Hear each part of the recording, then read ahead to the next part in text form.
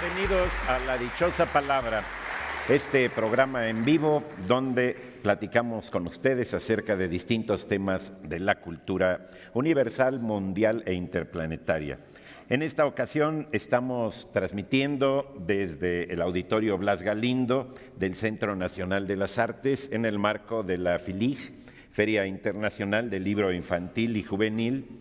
Agradecemos a la Dirección General de Publicaciones del CONACULTA y al CENART esta invitación. Este auditorio es realmente impresionante. Si no han venido un día, dense el tiempo para visitarlo. Tiene unas 15 filas, es altísimo. El que se cae de la 15ª fila seguro muere.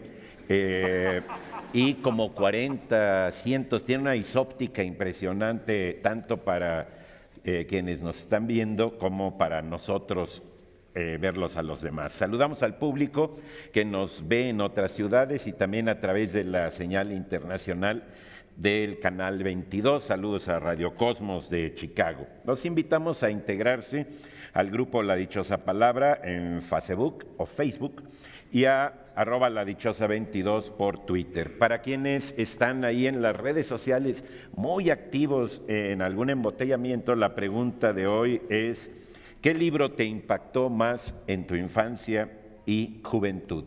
Los invitamos pues a escribirnos. Por ahí se oyen las voces de los niños porque esta es una feria internacional del libro infantil y juvenil.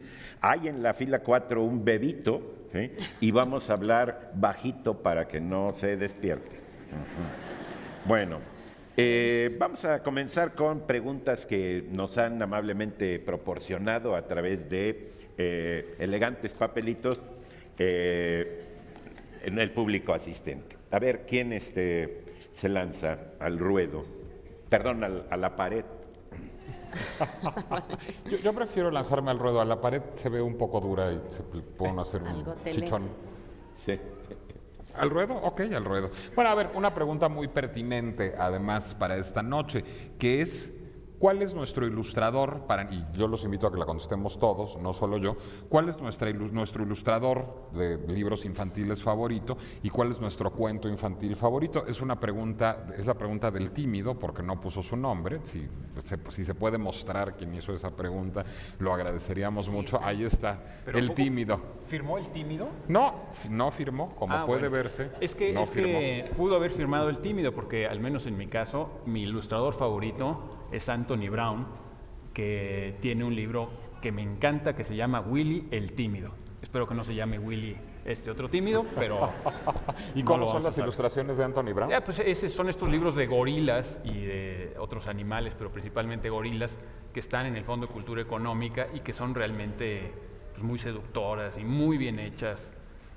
Un gran ilustrador, un artista muy notable, Anthony Brown. Yo, hablando de ilustradores, he de confesar que a mí me gustan mucho los libros para niños. Yo no tengo más hijos que el que aúlla y el que maulla, pero demandan... Hay niños que aúllan y maullan. Sí, en eso tienes toda la razón, ¿verdad? No soy tan distinto de los que sí tienen hijos humanos. Tienes toda la razón. De hecho, los hijos humanos en general aúllan y maullan. Yo siquiera tengo dividida la cosa entre dos seres distintos. Pero más allá de eso, pues quizás por eso a mí me gusta mucho comprar libros infantiles y leo muchos libros infantiles. A mí quizás debería yo empezar hablando del cuento infantil que más me gustó, que es El oso que no lo era, de Frank Tashlin. Está editado por Alfaguara Infantil. Frank Tashlin fue originalmente parte del equipo de directores de animación de los estudios Warner Brothers en la era dorada de la animación cinematográfica entre los años 30 y los años 60.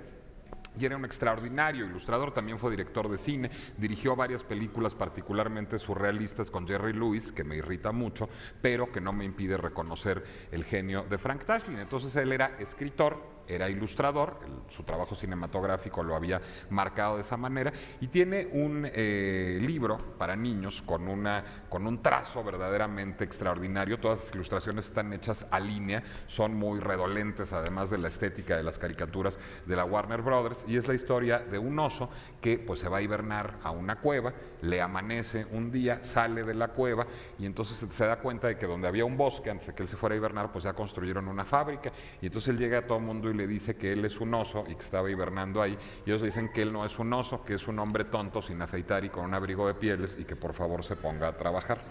Y es un libro muy conmovedor, es un libro además ferozmente crítico de las sociedades industriales, y es un libro muy divertido. Me gusta mucho también un ilustrador que se llama, y autor también de libros para niños, que se llama Ian Falconer. Ian Falconer fue escenógrafo y diseñador de vestuario, de teatro y de ópera. Trabajó y sigue trabajando para la Metropolitan Opera de Nueva York, para el Met. Pero en algún momento decidió, inspirado en una sobrina a la que quiere mucho, hacer una serie de libros infantiles que él dibuja y escribe, que se llaman Olivia. Olivia no es una niña del Renacimiento, es una cerda del Renacimiento, porque es una cerda, en efecto, no es que se coman los mocos, sino es que es una cerdita. Pero Olivia oscila entre querer ser premio Nobel, querer ser prima bailarina, querer ser pintora, es decir, es una niña que tiene una vocación artística muy señalada y que atormenta mucho a sus papás porque siempre quiere leer, pero estudiar pintura, pero estudiar danza, pero desvelarse, pero componer música, etcétera, y es una cerda muy bonita y le hace sus vestidos rojos, Ian Falconer, porque está hecha en duotono, Olivia, en duotono gris y rojo, y me gusta muchísimo. Y en tercer lugar diría también que a mí me honra mucho haber colaborado con mi ilustrador de libros para niños y no para niños favorito, que es Manuel Monroy, que además de ser un queridísimo amigo y de haber hecho mancuerna conmigo en muchos proyectos, tanto en revistas como en los 2 libros que he publicado hasta ahora, en Economía de México y en La Ley del Lavoisier, es ilustrador de una plétora de libros para niños, muchos de ellos, digamos, de otros autores, pero algunos de su propia autoría, como Rabieta Trevejos, que es una verdadera maravilla, y el trazo de Manuel Monroy siempre me parece muy inteligente, muy elegante, muy ingenioso y sutilmente sarcástico. ¿Tú, Laura? Yo iba a decir, le estaba preguntando, ¿se llama Godovius? Es que Gedovius, lo conoces muy bien, y Alma también lo conoce mucho. Creo que es de mis favoritos. También podría decir Alejandro Magallanes, que también ha hecho cosas de ilustración. Y por supuesto, y justamente aquí en el marco de la feria, que también sé que tienen un puesto, no lo he oído a ver todavía, pero está el Ilustradero, esta asociación de ilustradores, haciendo un poco también énfasis en la reivindicación de su lugar dentro de la literatura infantil y juvenil, porque creo que en los libros, sobre todo dedicados a niños, tan importante es el texto como acompañarlo de una buena imagen, y que eso haga una combinación perfecta. Y a veces es el mismo Magallanes, autor. por ejemplo, o Manuel Monroy tienen libros en donde el texto es la imagen. Ellos. Bueno, y que ellos son también los que escriben, también se da eso, que el ilustrador o el escritor también es el que ilustra. Entonces, bueno, es una combinación ahí padre, pero desde luego tienen me gusta mucho que reivindiquen su lugar, porque creo que en el caso de la literatura, en general, en toda la literatura, pero creo que en la literatura infantil tienen un papel primordial. Y bueno, pues yo daría esos como ahora que se me ocurren de mis 2 favoritos. Yo también iba a mencionar a Juan Gedovius, ilustra el horripilantario de Alma Velasco, ese me lo sé muy bien. Pero también quería, no sé, hacer y bueno, y hablan de qué cuento favorito. A mí hay uno que me gusta mucho, de Laura de Betach, que se llama Monigote en la arena. Realmente es un cuento como filosófico. Es muy cortito, como ahorita está la feria, pueden encontrarlo y no se los voy a contar, búsquenlo. Laura de Betach. Bueno, hay muchos cuentos infantiles que tienen realmente un aire filosófico muy marcado, y no solamente cuentos infantiles contemporáneos como el que mencionas, o El pájaro azul, que también es muy leído, sino los propios cuentos de Andersen, por ejemplo, siempre tienen una cosa que te hace pensar bastante, no solamente como niño, sino como adulto. Plantean problemas muy interesantes muchas veces. No, yo estaba oyendo a Eduardo ahora, y ya que estamos en la promoción del presupuesto familiar, pues déjenme entonces también hacerles una recomendación, que es un libro que se llama Diego Rana Pintor, de Eunice Cortés y Laura Cortés, que es un libro espléndido para niños sobre Diego Rivera, y sobre el Diego Rivera parisino, sobre todo sobre el Diego Rivera y los años, digamos, que pasó en Montparnasse. Pero así como Olivia es una cerda, aquí Diego Rivera es una rana pintora que pasa de Guanajuato a París, a México, y es un libro divertido, conmovedor, inteligente, espléndidamente ilustrado por Boris Pilatovsky, pero además, como lo escribió mi mujer, pues podrán contribuir a la economía familiar, de manera que yo les agradeceré muchísimo. Está editado por Alfaguara Infantil, llévelo, cómprelo. Yo tengo 2 títulos que recomendar. Uno es Selma, del Fondo de Cultura Económica. Es una historia padrísima sobre una oveja, sobre el concepto de la felicidad, para explicarle a los niños sobre las ambiciones y sobre ser felices con lo que uno tiene a diario. Y el otro es El mar de Ana, de Barco de Vapor, en la serie azul, que me encanta porque es, tampoco lo quiero contar, pero es sobre el momento del baño, de entrar a bañarse de los niños, de cómo hacer esa parte más lúdica, y me gusta porque es buscarle siempre la parte lúdica a acciones cotidianas y a acciones que pudieran ser quizás aburridas o por cotidianas, rutinarias y menos atractivas, pero creo que a todo se le puede buscar un lado lúdico, y también es como de cómo no soltar el juego a la hora de vivir, tanto de niños como adultos. Es un... Sí, está bien que aprendan eso lúdicamente, porque como luego ya no va a haber agua, se van a tener que bañar sin agua. ¿Sí? Y entonces siquiera que hagan la onda del estropajo y todo eso. Además, con los niños pasa que no quieren entrar a bañarse, pero ya que entraron tampoco quieren salir, ¿no? Hay un libro extraordinario para niños sobre eso que se llama El pie que no quería bañarse, de Julieta García González, que es una espléndida escritora de libros para adultos, pero también para niños, y está editado por SM, y ese también vale mucho la pena que lo lean. El pie que no quería bañarse. El pie que no quería bañarse, escribió Julieta García González. Julieta García además es una escritora que tiene una particular obsesión con el cuerpo. Su primera novela, Vapor, es una novela sobre una gorda, aquí sí no una cerda, sino sí una gorda. Su libro de cuentos Las malas costumbres es un libro que explora de manera particularmente perturbadora y divertida las funciones corporales, y su libro para niños, El pie que no quería bañarse, pues es de un niño que sí se quiere bañar, lo que pasa es que su pie no quiere bañarse. Ahí está. Así pasa. Así que diremos la dichosa palabra para que la vayan pensando. La dichosa palabra de esta noche es título que se le daba al primer ministro del sultán de Turquía, y en ocasiones también a los primeros ministros de otras dinastías musulmanas. Consta de 2 palabras este título. Bueno, vamos a regalar también libros aquí. ¿Voy a hacer alguna pregunta al público? Por favor. Al público. Sí. Tenemos para regalar al público que está aquí La más faulera, de Mónica Lavín, editorial Montena, y Nunca seré un superhéroe, de Antonio Santana, del grupo Norma. La primera que tenemos es: ¿en qué lugar habitaba la peor señora del mundo según Francisco Hinojosa? Ajá. Hablando de buenos Una libros. mano levantada y el micrófono.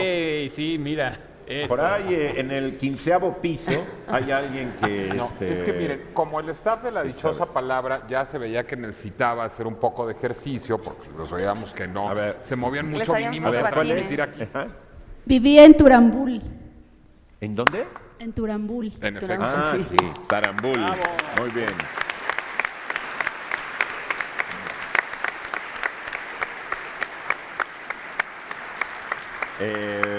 Es que, bueno, La peor señora del mundo es un clásico ya. Sí, de la es un literatura bestseller infantil mexicano. Mexicana, ¿no?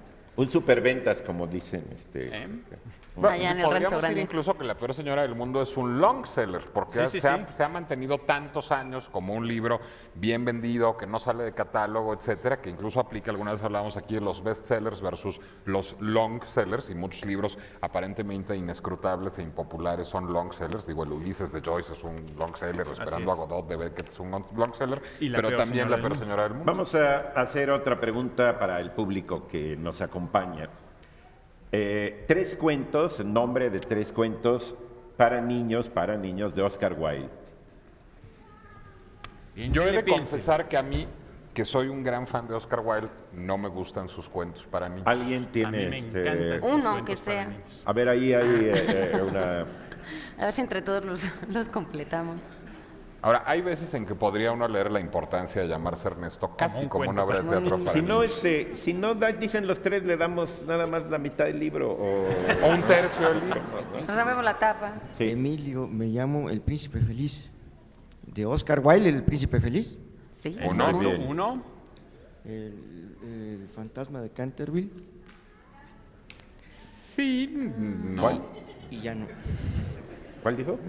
El fantasma de Canterville. ¿Tú lo pondrías? ¿no? Pues, Está bien. Sí, es. Bravo. ¿Ves? No es Pero de eran niños. 3. Pero tenemos... Falta uno, ¿no? Sí.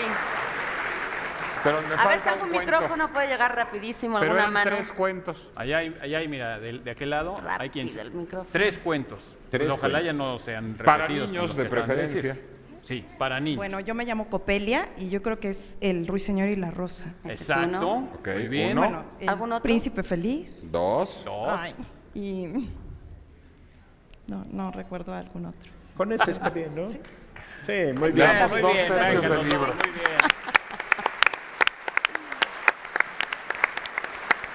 No, mira, lo que hacemos, como solo dijo 2, es le arrancamos el último tercio del libro y así ya no se entera de en qué se acaba. Tenemos muchos, no se preocupen. Bueno, vamos a la dichosa Bueno, palabra. la dichosa, pues, título que se le daba al primer ministro del sultán de Turquía y en ocasiones también a los 2 primeros ministros de otras dinastías musulmanas. Consta de 2 palabras. Quiero aclararles que los que estamos aquí somos Nicolás Alvarado, Pablo Bullosa, Laura García y Eduardo Casar, porque se me olvidó decirles que se presentaran. ¿Sí? Ya nos conocen. Perdón, compañeros, pero ahora estamos en el puro anonimato. Y luego, Bueno, por eso anda vamos diciendo la a- gente que somos majaderos y no saluda. Sí. Vamos a hacer un corte y regresamos. Y nos presentamos.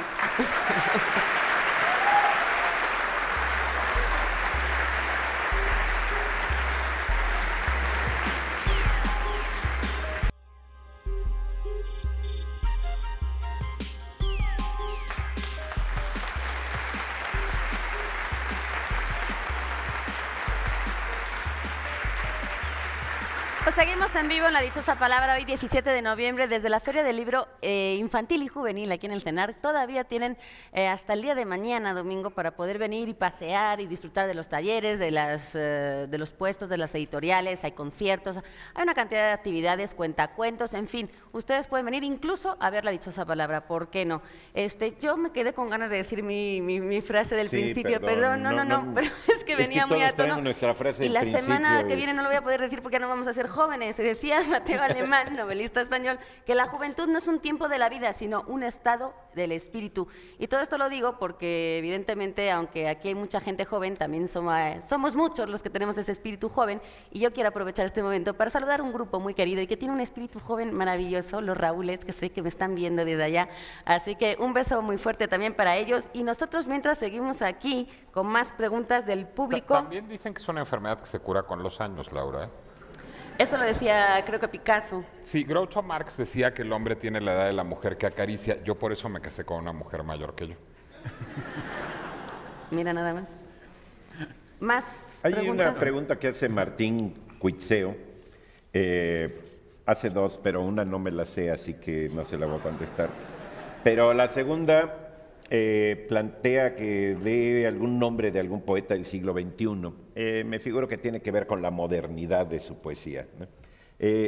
Yo ayer fui a presentar a Querétaro un libro que se llama La cosa en sí es lo que importa, un libro de Miguel Aguilar Carrillo, que realmente podría ser calificado como un poeta del siglo XXI. Él tiene 58 años, o sea que no nació en el siglo XXI, sino en la segunda mitad del siglo XX, pero su poesía es una poesía realmente excepcional y realmente audaz, que se atreve y que hace grandes cosas. Este librín ganó el premio Letras del Bicentenario del año pasado y es realmente un poeta extraordinario. Pero ahí hay este acontecimiento de la altísima centralización de la cuestión cultural. No conocemos la obra de Miguel Aguilar Carrillo, ¿sí? Afortunadamente esto le da es mayor mexiquense? difusión. Él es de allá de Querétaro. Ujú. Yo creo Sí. que alguien que escapa al asunto de la altísima... Nació en la Ciudad de México, pero vive en Querétaro desde hace mucho. Es queretano de Adopción. adopción, ¿no? Yo Sí, creo dime. que escapa a este asunto de la absoluta centralización de la cultura y particularmente la poesía. Es un poeta mexicano contemporáneo que a mí me gusta muchísimo y que sí tiene reconocimiento nacional, que es Julián Herbert. Julián Herbert debe andar en sus 30 y tantos, debe ser como de mis rodados, en sus 30 y ya muchos. Es narrador, además de ser narrador es poeta, y es un poeta absolutamente extraordinario, muy consciente de la tradición, que dialoga además con la tradición tradición poética, tiene un libro extraordinario que se llama Kubla Khan, donde dialoga con Coleridge, al mismo tiempo muy consciente de los referentes populares y de los referentes pop, y al mismo tiempo profundamente conmovedor y perturbador y desgarrador y con una voz poética propia. A mí me gusta muchísimo Julián Herbert. Julián ha desarrollado casi su carrera en Saltillo y ha vivido en Saltillo toda su vida. En Alemania también estuvo un rato, en Berlín, y es además de un extraordinario narrador, como ha mostrado en su más reciente novela Canción de Tumba. Es un extraordinario poeta, Julián Herbert. Muy bien. Ahí estamos. ¿Alguna otra pregunta? Pablo. Hay una pregunta de Copelia Zamorano. ¿Dónde está Copelia? La del cuento, justamente, bien, de Oscar Wilde. Copelia pues, está en el ballet, por supuesto, donde debe estar, o en los helados. Bueno, Son buenos Copelia los nos helados pregunta, de Copelia. ¿cuál es el origen del signo de pesos para los pesos o de dólares para los dólares? La prosperidad. Que se lo pregunten al personaje de Walt Disney. Yo lo llamo el tío Gilito, pero El rico MacPato. él. ¿En España es el tío Gilito Rico MacPato? ¿El Pero tío ten- Gilito? Sí, Scrooge McDuck. Sabiendo que es rico MacPato. ya ven cómo nos las gastamos por allá. Bueno, es interesante. Hay muchas hipótesis del origen de este símbolo que cada vez se usa más porque los programadores de computación los usan muchísimo. Y este signo muy posiblemente sea simplemente una abreviación de las consonantes de la palabra peso, de la P y de la S. Recordemos que el peso mexicano a fines del siglo XVIII era una moneda muy sólida, la plata no se devalúa tan fácilmente como las monedas locales, y ese peso de plata era de uso en muchas partes del mundo, en particular en lo que hoy es Estados Unidos. Ellos adoptaron prácticamente el peso mexicano como moneda de uso. El peso se acuñaba aquí, pero era lo que tenía valor en los Estados Unidos.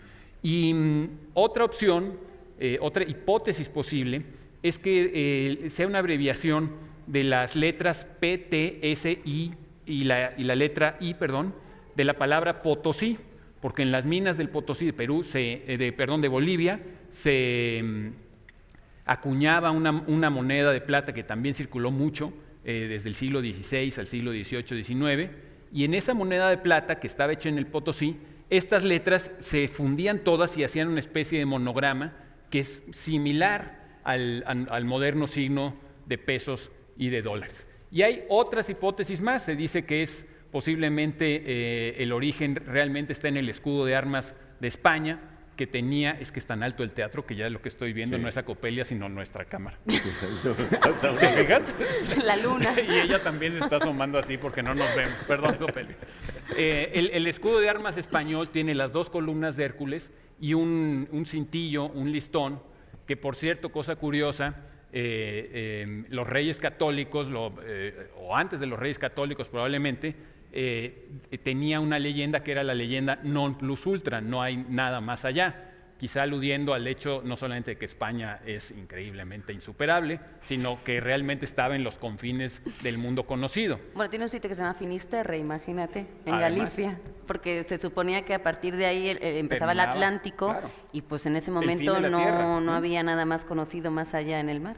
Pero curiosamente alteraron el escudo español después de que Colón descubrió América y le quitaron el non y ya nada fíjense más que quedó sí. el plus ultra, ¿no? O sea, más allá, que yo creo que es un poco más, digámoslo así, Místico. aspiracional que el non plus ultra, ¿no? Sí, ya sin el plus va a quedar el puro ultra, ¿eh?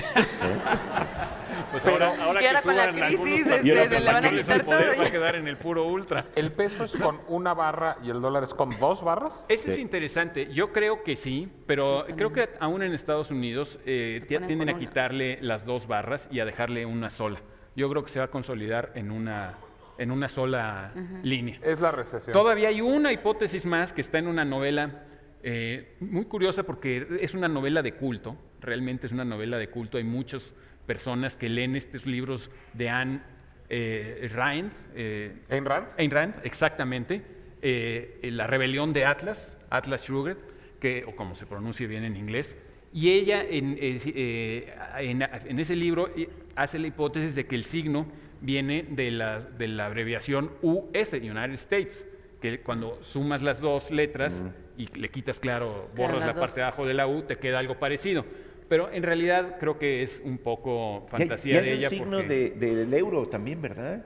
No, el euro es una E. Es una E con dos barritas también. Un poco se alusiona a las dos barritas del dólar norteamericano. Porque claro, quiere competir con el dólar. Pero hay varias monedas que tienen un signo. El yen tiene un signo, que es una Y con libra. dos barras. La Todas libra deben tener un esterlina signo. tiene un signo. La libra Todas deben tener esterlina, un que signo, justamente esterlina viene de que sterling era el nombre de un diamante que le ponían antiguamente a las monedas. Las monedas antiguas traían un diamantito que, que venía con ese... Así se llama, cuando el dinero era de verdad. Libra esterlina, ahora ya se llama libra, y bueno, pues era el peso que tenía, ¿no? Claro, antes de la moneda fiat, que yo no sé por qué se llama así, pero pues sí, las monedas tenían que ser reales, ¿no? Y ahora realmente es una cosa y no nos preguntaron por qué el signo es de dinero, ¿no? El fajo de billetes. El fajo, por todo lo que te cae aquí. El fajo de billetes, claro. Gastó un billete, hacía así y sacaba un fajo. Pues no tenemos un fajo de billetes, pero sí le tenemos una muy buena elección de libros esta noche para aquellos que nos respondan a la pregunta especial. Recuerden que cada noche les hacemos una especie de concurso, diría yo, de Pablo Bullos, ahí averiguando casi como Boy Scout, a ver una pregunta especial que no tiene que ver con la dichosa palabra, que ustedes nos pueden contestar desde casa a través de los teléfonos que aparecen en pantalla o del correo electrónico. Esta noche estamos buscando el nombre del cadete de la Academia Militar de Viena, que era un aspirante a poeta. A sus 19 años, pues buscando el consejo y orientación, ni más ni menos le escribió a Rilke, ¿por qué no? Había sido alumno precisamente de esta misma academia, por eso se atrevió a hacerlo. 3 años después de la muerte del poeta, el ex cadete publicó las cartas que le había enviado Rilke, o sea que sí le respondió, desde distintos lugares de Europa. Mantuvieron ahí una correspondencia. El libro es, como habrán podido adivinar, Cartas a un joven poeta. Y buscamos el nombre de ese corresponsal al que Rilke escribía a las cartas de un joven poeta, a un joven poeta. Estamos buscando el nombre de ese corresponsal, del destinatario de esas cartas. Así que si ustedes se las saben, escriban desde ahora mismo, llámenos y se podrán llevar los libros que estamos presentando esta noche. Mientras tanto, aquí no sé si tenemos tiempo para otra más o preguntas al público. Al público. Que está aquí muy atento y muy callado, pero ahora les vamos a hacer hablar. Seguimos que la peor señora del mundo. Nos encanta ese libro aquí en la mesa. Francisco Hinojosa es el autor y cuenta que esta señora, la peor señora del mundo, castigaba a sus hijos cuando se portaban bien y cuando se portaban mal. Les hacía una cantidad de cosas bastante aleccionadoras, como por ejemplo que les echaba jugo de limón en los ojos y les hacían travesuras, si le ayudaban a barrer la casa o a lavar los platos de la comida. Y además en el desayuno les servía nada más y nada menos que comida para perros. Este es un consejo pedagógico de la dichosa palabra. Este momento fue patrocinado por la SEP. Exacto. Por el CONAPRED. CONAPRED. El defensor del niño. ¿Cuántas criaturitas aguantaban estos maltratos de la peor señora del mundo? ¿Cuántos hijos tenía la peor señora del mundo? Ese es muy bueno. Ahí hay una niña de... A ver, el número de hijos de la peor señora del mundo. Si contestas mal, te vamos a echar limón en los ojos. Si contestas bien, también. 4. ¡Y! No te vamos a echar limón. Limón para la señorita. Muy cerca. Muy cerca. Tenía 3. No. Muy cerca.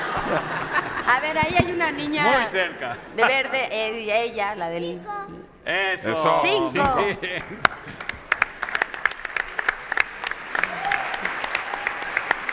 ¿Qué les vamos a dar? Les vamos a dar muy buena cosa. Bien, solo le vamos a echar vinagre en los ojos. No le vamos a echar limón, le vamos a dar unos libros. Nocturno de Rafael Alberti y de Elena Odriozola, Sábado. No, perdón, de Alfonsina Storni, que tienen muchos libros aquí, muchos nombres. Pero tenemos otra pregunta más. Una pregunta que además es doble, es ¿de qué color era el traje del nuevo del emperador?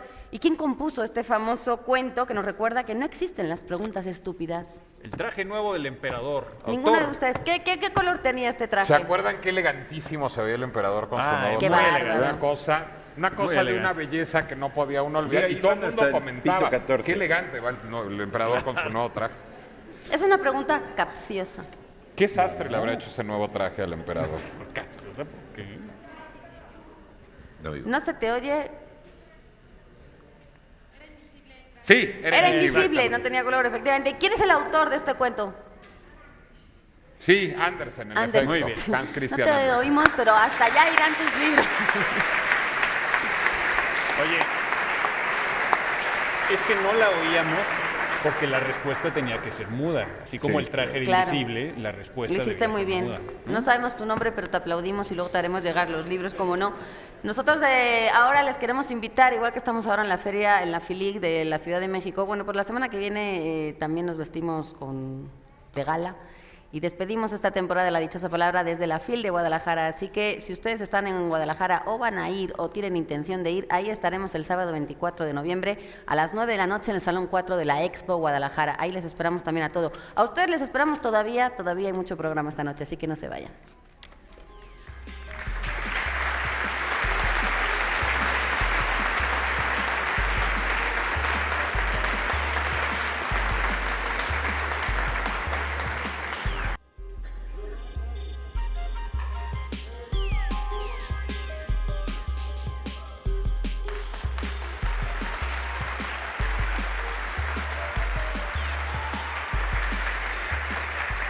Muchas gracias, muy buenas noches.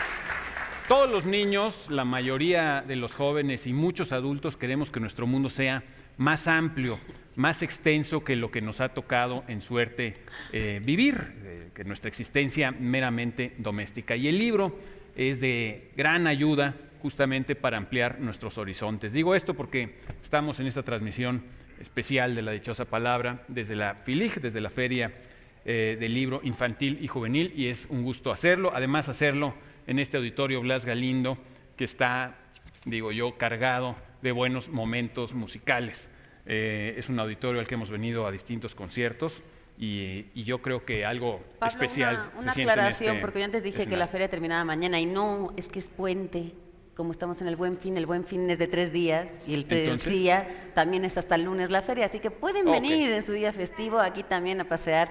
Estamos en el CENAR, recuerden. Bueno, hasta el lunes. ¿El lunes inclusive? También está abierto, perfecto. El Buen Fin, en donde pueden aprovechar las ofertas todos, salvo la mujer que sabe latín, porque ella ni tiene marido ni tiene Buen Fin. Para no seguir haciendo chistes idiotas, mejor leo esta llamada de Vivis Quirós, que dice, vía Facebook nos manda a decir que su sobrina y otros cuantos tienen un club de fans de Olivia, de Ian Falconer, me pueden sumar con gran entusiasmo, y que ellas tienen una sala de lectura en Cuautla, Morelos, para los más pequeños, y que nos recomienda que leamos Ardilla Miedosa, de Melanie Watt, en ediciones SM. Lo hay. Todo por buena recomendación. Tengo una pregunta de Olga Ariela. Me preguntas por la palabra plagio. Ni más ni menos, Qué coyuntural. Qué coyuntural la palabra plagio. La palabra plagio, curiosamente, tiene que ver con un significado que se usa más en América que en el resto del mundo y que es el original. Tiene que ver con secuestro. El plagio era el secuestrador en la antigua Roma de ganado, de niños, pero también que usaba a los esclavos ajenos. Es decir, en la antigua Roma, que se usaba todavía había esclavitud, duraría todavía muchos tiempos, se utilizaban esclavos, los señores, y entonces, no contentos con tener los suyos propios, además agarraban a los ajenos. Entonces, ese acto de utilizar a un esclavo como propio se le llama plagio, eso era plagiar. Ahora, si ustedes han fijado, lamentablemente que oímos mucho en las noticias lo de lo plagio como un secuestro, pues se ha mantenido ese significado en América, sobre todo, no en todos los países hispanohablantes, pero por ejemplo en México sí, utilizamos mucho plagio como secuestro. Entonces a lo mejor en Perú no se usa y ese es el parte del problema. No sabemos, pero la academia hace una definición muy ambigua. El problema es cómo se define o cómo se puede demostrar un plagio. Es una copia de lo sustancial de un texto o de una idea. Las ideas en teoría no se plagian.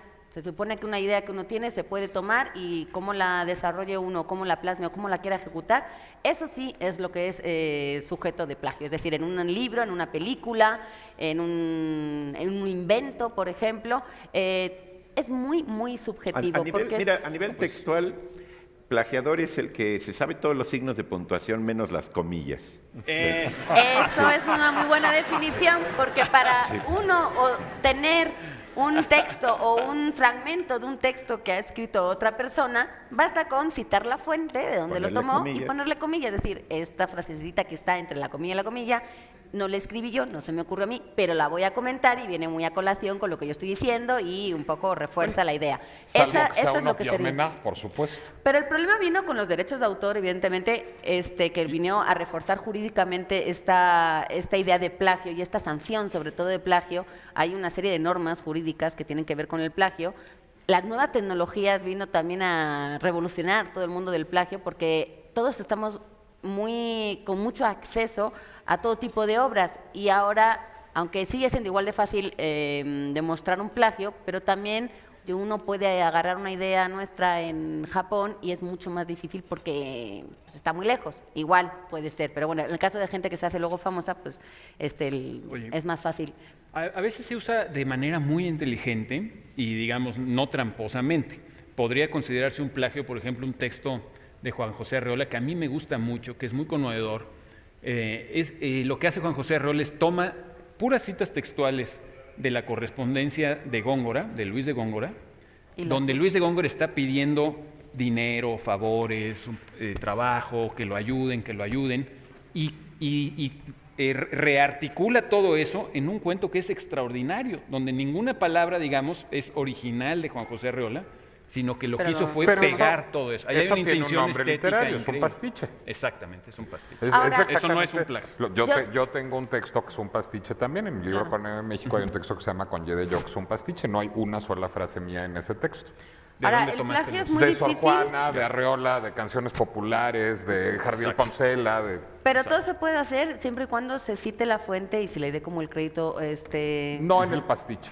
Bueno, exacto. Pero bueno, el caso es que este término, ahora que mencionabas tú lo de trampa, fíjate que se empezó a utilizar como trampa en el siglo I después de Cristo. Había un poeta de Biblis que se llamaba Marco Marcial, si no me equivoco, que acusaba a otra persona de su misma ciudad de haber tomado sus textos y haberlos usado como dentro de sus Hay textos de Marcial y de Catulo donde se quejan los dos de que otro poeta está tomando sus textos. Y ahí utilizan la palabra plagio. Se podría decir que es un poco el primer registro que tenemos de uso de esta palabra en el idioma latino, y que luego hemos heredado las lenguas romances y que luego han traducido el resto del mundo porque los plagios es una cosa universal y ahí está. Sí, además, bueno, en el cartero de Neruda dice, oye, pero usted está usando mis metáforas. Dice, es que la poesía no es del que la hace, sino del que la usa, de aquel al que le sirve. Claro, simplemente regalen ustedes, si quieren, un epigrama de cardenal a su novia y póngale las comillitas. Y ya, ¿no? Sí.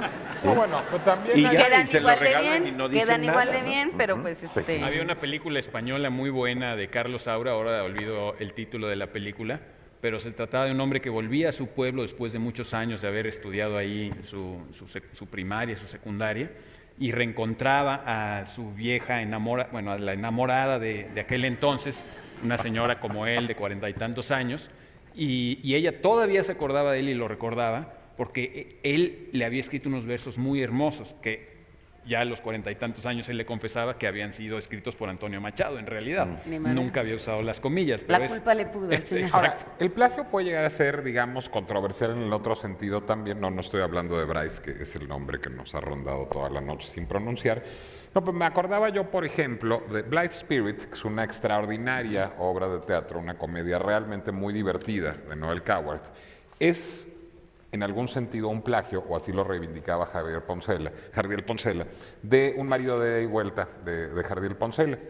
Es decir, es una obra que reproduce exactamente la misma situación, que es la idea de un hombre que tiene una segunda esposa, es viudo, la primera esposa regresa, digamos, de ultratumba, mata a la segunda esposa y las dos mujeres quedan como fantasmas ahí dándole lata todo el tiempo. Y es una comedia muy divertida, muy lograda, muy bien estructurada y muy ingeniosa en el caso de Coward y menor en el caso de Jardiel.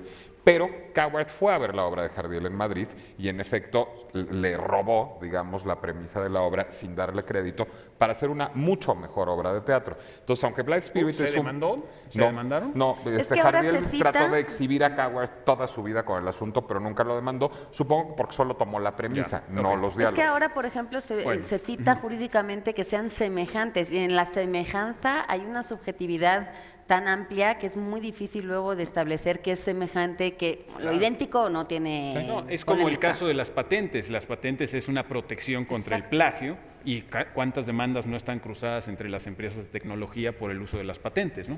Bueno, ¿tenemos tiempo, señor productor, de hacer preguntas al público? Al pueblo, bueno, ya las vas a hacer. Al público. Al público unido que jamás será respondido. No. Bueno, vamos a ver. Esta ya la hicimos. A ver, ¿de qué ciencia fue Francisco Gabilondo Soler un notable aficionado?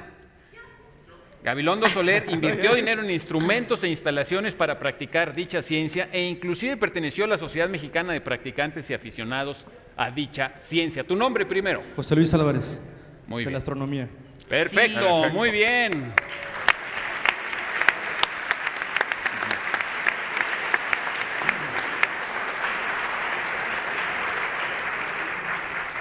José Luis no es lo que yo llamo un jicote aguamielero.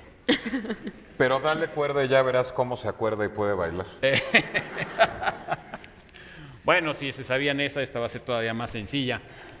Antes de eso vamos a decir qué libros les estamos dando. Son unos libros muy bonitos, muy hermosos, editados por Conaculta y el Taller de Comunicación Gráfica en la colección Había Otra Vez. Son poemas que están ilustrados. En este caso, el poema de José Emilio Pacheco lo ilustró Jesús Cisneros, se llama El espejo de los ecos. El poema de César Vallejo lo ilustró Antonio Santos, se llama Masa. Y uno y uno, el segundo de estos libros va a ser para la persona que nos diga en qué ciudad de la República nació Francisco Gabilondo Soler. Allá van. Ay, se va a caer. No se azoten, no se azoten. Nació Rosa Isela y nació en Orizaba, Veracruz. Perfectamente, muy bien. Felicidades. Y con esto nosotros vamos a hacer una pequeña pausa. Si están viendo el programa en vivo, no le cambien. Si esto es una repetición, pues ya venimos después de estos mensajes de nuestros valientes patrocinadores.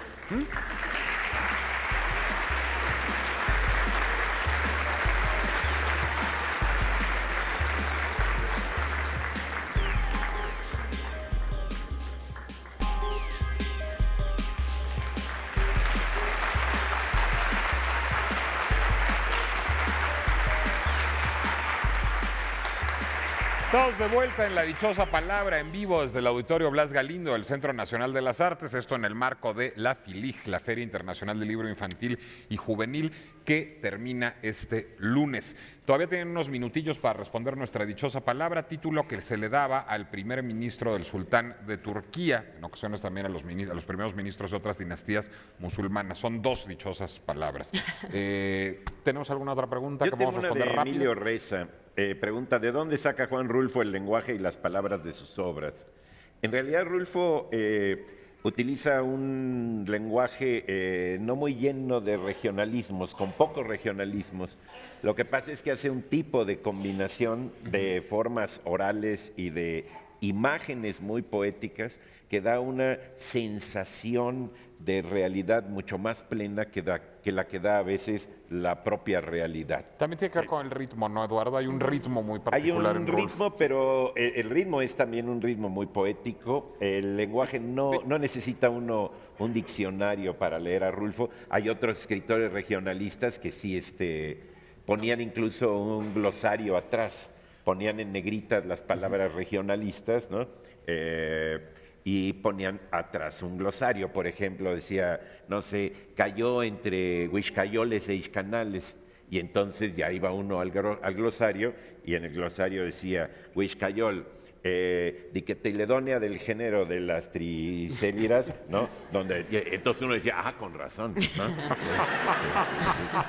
Pero Rulfo en realidad lo que hace es tiene un oído extraordinario para mezclarlo con unas formas muy, muy, muy poéticas y dar una sensación de plenitud verbal muy fuerte. De hecho, si uno toma Pedro Páramo y toma los primeros párrafos de Pedro Páramo, se va a dar cuenta que casi todo está escrito en endecasílabos y heptasílabos. Es una de las razones que ha llevado a muchos críticos y a algunas personas como yo a pensar que es realmente deliberada esta esta respuesta a la Divina Comedia de Dante, que es Pedro Páramo, que es ese infierno mexicano. Ese infierno, porque Comala pues, es la tierra del comal, ¿no? De eso se trata. Y hay un diálogo con Dante que es súper culto, o sea, y a la vez hecho todo con lenguaje popular, que también fue lo que hizo Dante. En la época de Dante se escribía en latín. Dante, con un oído para el italiano de su época, tomó el lenguaje popular y le dio ese ritmo. Dante es el padre del italiano literario, de hecho. O sea, lo hace en lengua literaria. Rulfo es nuestro Dante. Acaba de salir un libro de François Pérusse, se escribe Francoise Pérusse, que se llama La obra de Rulfo, que realmente es una investigación muy, muy, muy inteligente sobre la obra de Rulfo. Está publicado por la UNAM y por Artigas Editores. Acaba de salir hace como 15 días. Muy bien. Muy bien. Las respuestas, porque le estuvimos... bueno, las respuestas de la dichosa palabra primero. ¿Cómo se le llamaba al primer ministro del sultán de Turquía? El gran visir, que no el gran bazar. Y por otra parte, ¿cómo se llamaba ese cadete de la Academia Militar de Viena, que era el corresponsal de Rainer Maria Rilke en las cartas al joven poeta? Se llamaba Franz Capus. Además les preguntamos cuál fue el libro que más los impactó en su infancia y en su juventud. Y bueno, hay algunas respuestas aquí que yo me esperaba, como El Lazarillo de Tormes o como incluso La Metamorfosis, no se diga 20.000 leguas de viaje submarino o Las aventuras de Tom Sawyer o Momo. Pero luego me perturbó un poco que aquí hay alguien que menciona Los hornos de Hitler. En la juventud, y hay alguien chicos. más que menciona Los renglones torcidos de Dios. Y después de leer estas dos respuestas, me queda claro que mi infancia no fue tan terrible. No. El diario de Ana Frank también dice Selene Alos, lo cual también me parece... Magnífico. No, ese sí es como de la infancia. Sí, pero es fuerte. Los Miserables, dice Laura Viana, Las flores del mal, de Baudelaire, Aurora Flower. Bueno, yo leí eso como Arráncame la vida, chicos, con la cantidad de literatura infantil que hay, dosificada y adecuada para las edades. El Principito, bueno, ahí vamos un poco mejor. Momo, también La filosofía del tocador, no. Sí, con El Principito, de niño lee uno El Principito, luego de más grande El Príncipe de Maquiavelo y luego de Dostoyevsky El Príncipe Idiota, ya más así ya uno y luego El Rey. ascendiendo en la escala, ¿no? El Rey Viejo de Fernando Benítez. El Rey Lear. Terminas con El Rey Viejo de Fernando Benítez. Y al final con El Rey se muere de Ionesco. Sí, no. Bueno, muchísimas gracias a todos ustedes por estar aquí. Muchas gracias a la FILIJ, a la Feria Internacional del Libro Infantil y Juvenil, por habernos invitado, a la Dirección General de Publicaciones de Conaculta, al Centro Nacional de las Artes por habernos albergado, a todas las personas que nos apoyaron en la transmisión. Yo los invito a que estén el próximo sábado 24 de noviembre en la Expo Guadalajara, en el Salón 4, para ver La Dichosa Palabra, en donde yo no estaré presente. Yo, de hecho, con esta emisión de La Dichosa Palabra me despido de esta temporada y les agradezco mucho el haberme soportado todas estas semanas. Se despidió, Nicolás son se 10 despidió. años ya de La Dichosa Palabra, ahora sí cumplidos. Ahora sí cumplidos 10 años de La Dichosa Bueno, pero habrá Palabra. 3 mosqueteros allá para que ustedes puedan Pero ahí estarán divagar. Pablo Boullosa, Laura García y Eduardo Casar, quienes me acompañan hoy una vez más. Y yo, si no nos corren el año que entra, ahí nos vemos el año que entra. Bueno, muchas gracias por haber venido aquí. Amén. Muy buenas noches. Gracias. Buenas noches. Muy bien.